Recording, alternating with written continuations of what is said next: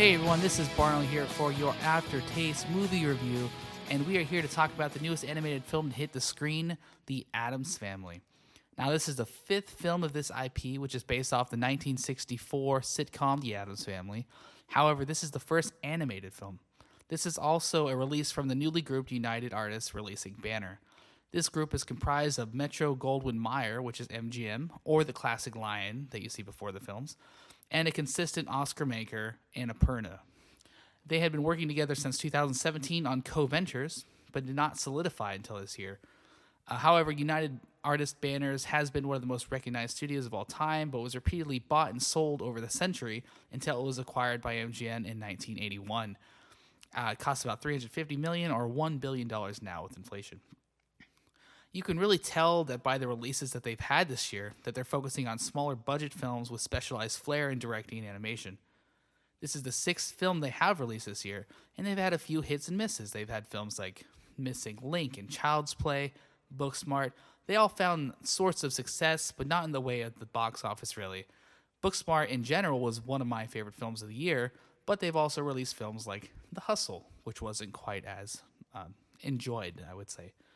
Back to this film, though. When it comes to this iteration of the Addams Family, it could be summed up in one word, really, and it's meh. Meh's not even a word, but I think it's the perfect saying for this film. I did particularly enjoy a few characters throughout the film that really carried it for me. I specifically enjoyed Cousin It, who was played by Snoop D-O-double-G, which was a bit of a reimagining for the character, and, it doesn't really talk, so it's kind of just like his likeness, But yeah, Lurch was also a high point of him, who's the Frankenstein butler. They use him as a bit of a comedic laugh.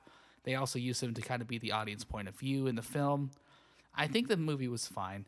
I did find myself laughing at a few parts, and it really picked up towards the end and left me feeling like I should be feeling at the end of a kid's movie. It was a good, wholesome story about recognizing that as a family, you can be different as long as you come together in the end when you need the most.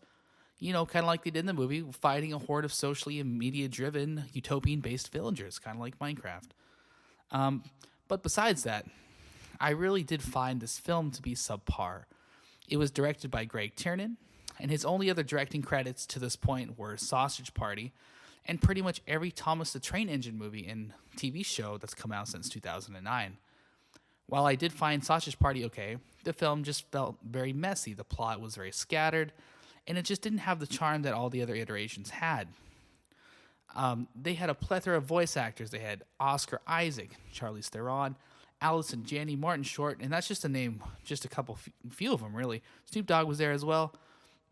And it's just really a disappointing conclusion to what could have been a very timely, awesome release around the holiday season. Not only did it lack charm, but it also felt like it was a forced modernization of the film. Kind of felt more of a Norm of the North or Rock Dogs movie than any high-quality animated film that I've seen lately. They had modern songs scattered throughout, which could be done, but it has to be done correctly, and it just really took the movie out. It took me out of the movie, and there's a lot of points that took me out of the movie, which is unfortunate, but all in all, this was a perfectly acceptable film to go see with your family and kids.